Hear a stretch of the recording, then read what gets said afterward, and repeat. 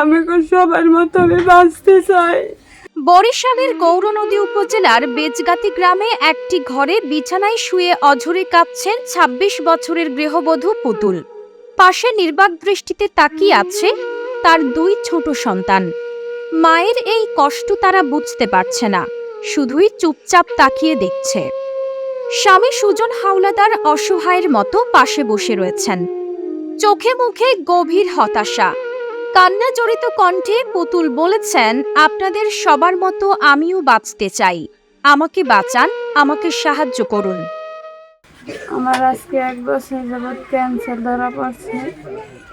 আমার যা ছিল সব বিক্রি করে ডাক্তার দেখাইছি, 6টা কেমো দিছি, আরো 6টা কেমো লাগবে। 2 ব্যাগ রক্ত দেওয়া লাগছে, 2 মাস পর যাইতে বলছে। আমি টাকার জন্য ডাক্তারের কাছে যাইতে পারি না।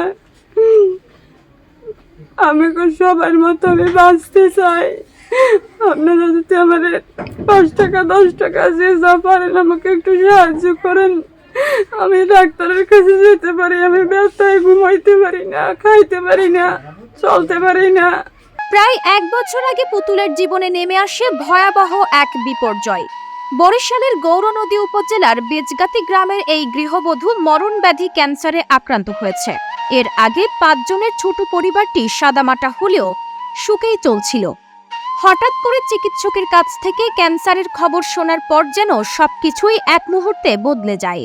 পুতুলের স্বামী সুজন হাওলাদার পেশায় ছিলেন একজন ভ্যান চালক। স্ত্রীকে বাঁচাতে চিকিৎসার জন্য নিজের সব সম্পদ বিক্রি করেছেন। প্রয়োজনের সময় আত্মীয় স্বজনের কাছ থেকেও ধার নিয়েছেন। এই ক্যান্সার ধরার পর আমার জায়গা জমিন যে আসলে আমি বিক্রি করে ফেলাইছি, তো আমার কিছু নাই। দীর্ঘদিনের চিকিৎসা ব্যয়ে এখন তিনি পুরোপুরি নিঃস্ব। অর্থের অভাবে বর্তমানে পুতুলের চিকিৎসা কার্যত বন্ধ হয়ে গেছে। দরিদ্র পরিবার হওয়ায় প্রতিদিন খালি পেটে বের হয়ে সারাদিন ভ্যান চালিয়ে সুজনের আয় হয় গড়ে 300 থেকে 400 টাকা।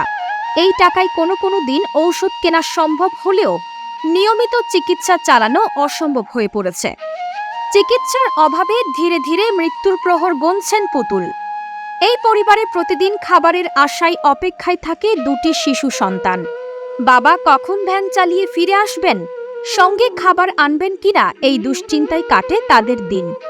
চিকিৎসার খরচ জোগাতে গিয়ে কখনো সামান্য খাবার জোটে, আবার বেশিরভাগ সময়ই থাকতে হয় না খেয়ে।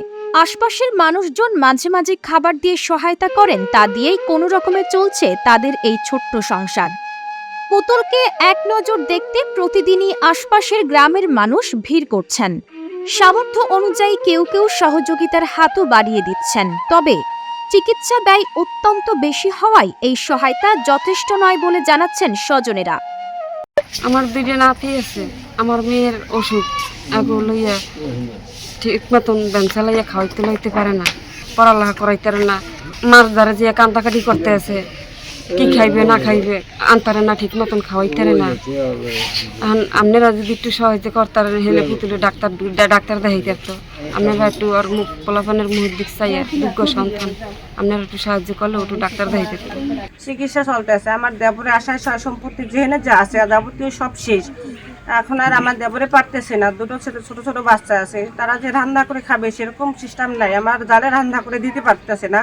আমরা একটু দিয়ে করে এরকম দিন চলতেছে তার। আমার দেবরে এসে যাও রান্না দেয়, তা আমার দেবরে খায়, আমার ছোট বাচ্চা দুটোরই খাওয়ায়। খাবার যে জোগাড় করবে সেরকম টাকাও এখন তার কাছে নেই। হ্যাঁ, স্ত্রী দেখাতে দেখাতে শেষ নিঃস্ব। এখন আপনাদের কাছে অবশ্যই হাত পেতেছে, যদি আমার দেবরকে সাহায্য করেন, তাহলে আমার দেবরের স্ত্রীটা বেঁচে যেতে পারে, 2 ছোট ছোট বাচ্চা নিয়ে সংসার করতে পারে। কিন্তু এখন যদি আপনাদের সাহায্যের হাত তার দিকে বাড়াই দেন, তাহলে সম্ভব বাঁচার।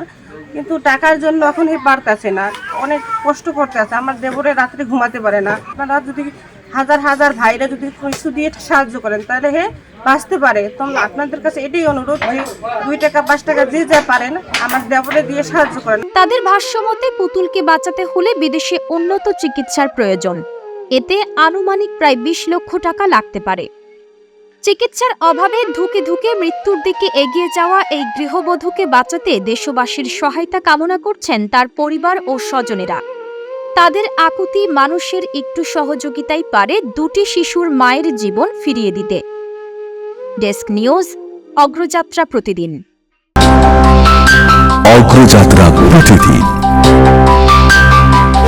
নির্ভীক প্রত্যয়ে উজ্জীবিত।